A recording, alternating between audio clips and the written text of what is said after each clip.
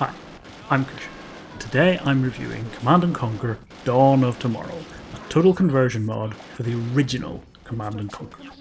Let's see what you can do with a 25-year-old game.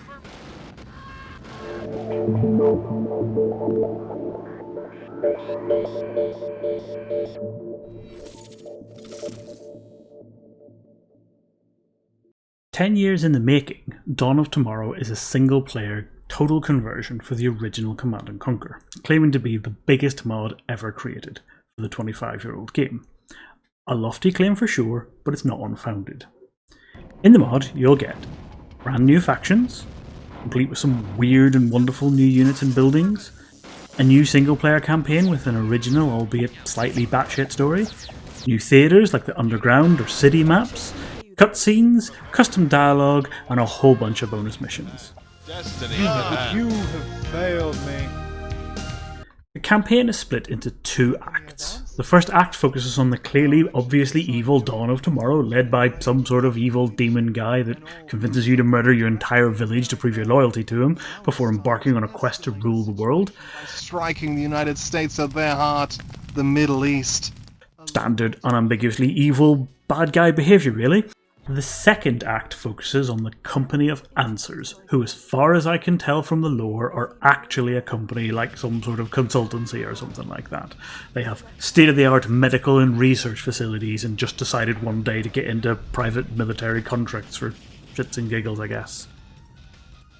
They're not exactly unambiguously good, they're just sort of not the bad guys. And right away, the disconnect between these two factions highlights quite well the disconnect between those two campaigns. Although they take place sequentially, you could play them in either order because they don't really link up very well. And that might be intentional to prevent one campaign from spoiling the other, but I'm not completely convinced.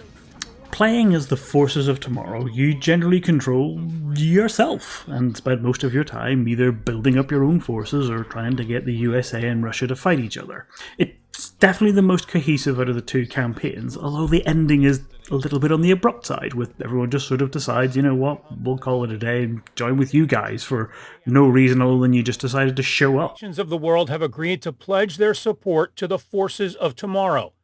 The Company of Answers campaign is much more disjointed.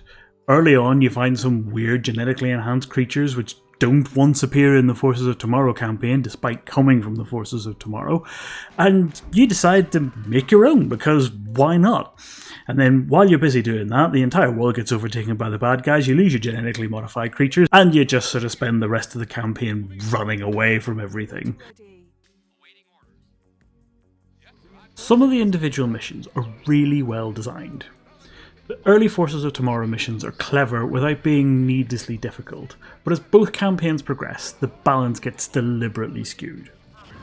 There's no harvesting or resource gathering to be had. Instead, both factions get a trickle of credits every few seconds, which on the one hand removes a tactical element from the game, but on the other hand, it causes the missions to be quite slower as you spend most of your time just waiting for some money to come in to build your army.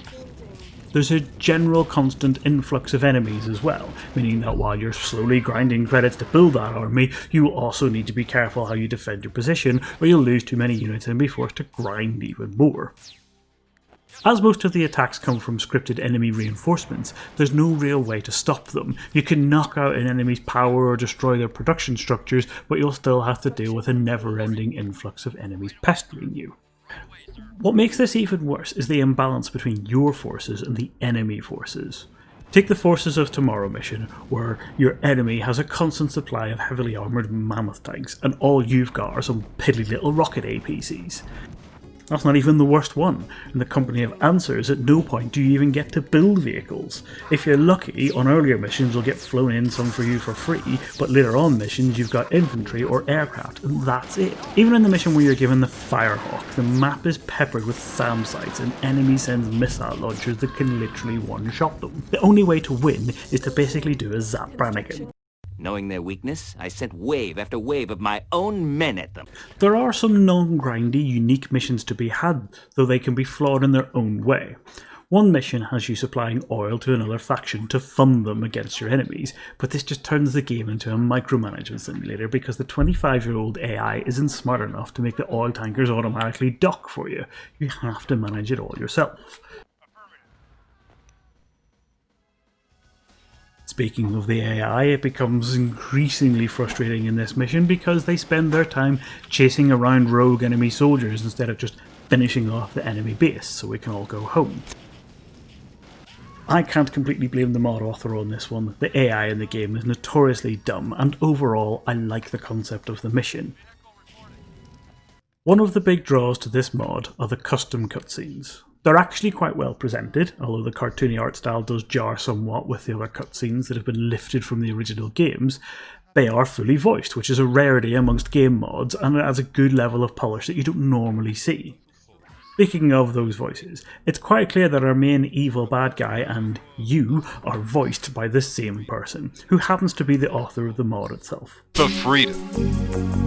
Is this a noble attempt at adding that extra bit of value, or sheer narcissism? During the trailer for this mod, there's mention of several other factions. The USA, Russia, Japan. The main site for the mod even has detailed tech trees and a description for those factions. Yet in spite of me playing through both campaigns, you're never actually given control of anyone other than the forces of tomorrow or the Company of Answers. Now the factions are mentioned within the game story, but only as like an obstacle or an opposing force, mainly because you pit Russia and the USA against each other. If Japan was in there though, it was so half-heartedly mentioned that I missed it entirely. It's not uncommon for mods to add these additional factions for multiplayer only, even if they've got a nice single-player campaign, but the author himself claims that this is a single-player only mod, and that multiplayer would be very unbalanced anyway. So where are those other factions? I get the feeling that quite a lot of content was cut from this mod just to get it out the door this week, but you know what? I'm okay with that. It's a massive enough project from one person to undertake, and there's already enough polish has gone into it. I just wish you'd made that a little bit clearer before you go to play it. Overall, in spite of all my complaints, I enjoyed Dawn of Tomorrow. I have to give praise to Kushan for the amount of effort he's put in, even if the execution was a little off in places, and some content has clearly been cut.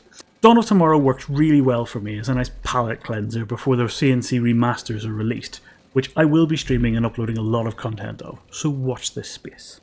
Download links are in the video description, and I encourage you all to give it a go if you're a big fan of the original games. Keep your expectations in check, and I think you'll have a really nice time of it. Well, there you have it. I hope you've enjoyed this video. If you did, don't forget to click like, subscribe, and click the bell icon. For now though, I'll see you on the battlefield.